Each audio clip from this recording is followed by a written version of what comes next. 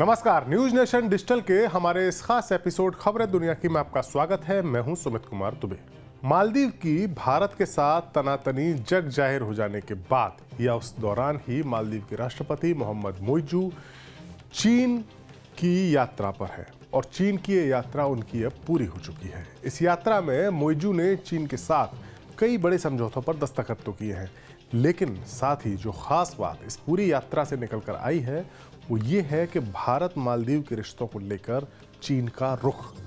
चीन ने हालांकि सीधे तौर पर तो इस मसले पर कुछ नहीं कहा, लेकिन उसके सरकारी अखबार द ग्लोबल टाइम्स ने मोइजू और शी जिनपिंग की मुलाकात के बाद लिखा है कि चीन मालदीव के आंतरिक मामलों में विदेशी हस्तक्षेप का कड़ाई से विरोध करेगा, साथ ही हमेशा मालदीव के लिए खड़ा रहेगा। इतना ही नहीं, इस रिपोर्ट के अनुसार चीन ने कहा है कि वो पुरजोर तरीके से मालदीव की राष्ट्रीय संप्रभुता और राष्ट्रीय गरिमा को बनाए रखने के प्रयासों का समर्थन करेगा। हालांकि इस बयान को चीन और मालदीव के संयुक्त घोषणा पत्र में इस तरह के बयान का कोई जिक्र नहीं है, लेकिन ग्लोबल टाइम्स को चीन की कम्युनिस्ट पार्टी का मुखपत्र माना जाता है। यानी जो बात सरकार कहने से बचती है, चीन की सरकार जो बात कहने से बचती है, उसे इस अखबार के जरिए कहा जाता है। ग्लोबल टाइम्स की इस रिपोर्ट से साफ हो गया है कि चीन अब भारत और मालदीव के बीच के रिश्तों में लगी आग में घी डालने का काम कर रहा है और धीरे धीरे मालदीव को अपने कर्ज के जाल में ठीक वैसे ही फंसा रहा है जैसा उसने श्रीलंका और नेपाल जैसे देशों को फंसाया है। बीजिंग पहुंचे मोहम्मद मोइजू को शी जिनपिंग ने अपना पुराना दोस्त यूं ही नहीं कहा है। मोइजू मालदीव के उस पॉलिटिकल गठबंधन का हिस्सा है जिसे चीन का करीबी माना जाता है। दरअसल चीन पिछले कई दशकों से हिंद महासागर में स्थित इस द्वीप समूह वाले मुल्क यानी मालदीव को अपने इन्फ्लुएंस में लेने के लिए बेताब है और अपने इसी एजेंडे को पूरा करने के लिए उसने मालदीव का पॉलिटिकल सिस्टम है वहां अपने मोहरे खड़े किए हुए हैं। मालदीव में अपनी पसंदीदा सरकार बनवाने में चीन को पहली कामयाबी 2013 में मिली, जब चीन के अब्दुल्ला यामीन ने भारत के दोस्त मोहम्मद नशीद को चुनाव में मात देकर सत्ता संभाली। साल 2013 से लेकर साल 2018 तक यामीन के 5 साल के शासनकाल के दौरान भारत के साथ मालदीव के रिश्ते बिगड़ने लगे, तो वहीं चीन ने इस मुल्क के कई सारे प्रोजेक्ट्स में भारी इन्वेस्टमेंट किया, भारी करोड़ों डॉलर्स यहाँ पर खर्च किए। 2014 में चीनी प्रेसिडेंट शी जिनपिंग ने मालदीव का दौरा किया और कई समझौतों पर दस्तखत भी हुए।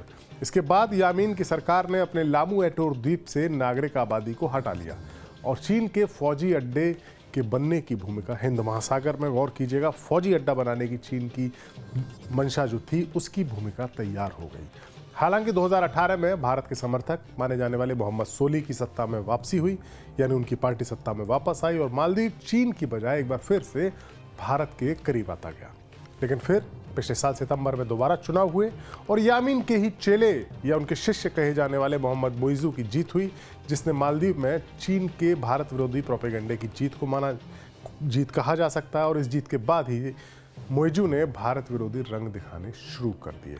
अपने जो इलेक्शन कैंपेन मोइजू का था उसमें उन्होंने जो मूल नारा लगाया था वो था इंडिया आउट का नारा, और इस नारे को लगाने वाले मोइजू ने सबसे पहले भारत से अपने उन सैनिकों को वापस बुलाने के लिए कहा जो मालदीव में मौजूद हैं।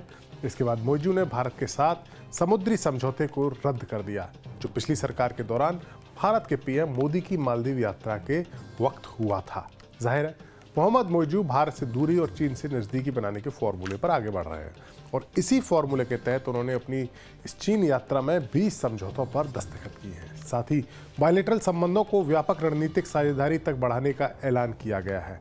चीन और मालदीव के बीच जिन 20 समझौतों पर हस्ताक्षर हुए हैं उनमें ब्लू इकोनॉमी और बेल्ट एंड रोड इनिशिएटिव भी शामिल है।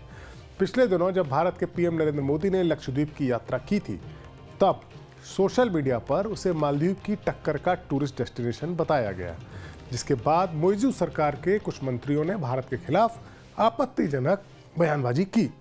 मोइजू ने अपने इन 3 मंत्रियों को सस्पेंड तो कर दिया, लेकिन इस पूरे वाकये से मालदीव की टूरिज्म पर आधारित अर्थव्यवस्था को एक बड़ा झटका लगा जो काफ़ी कुछ भारत के टूरिस्ट्स पर ही निर्भर है।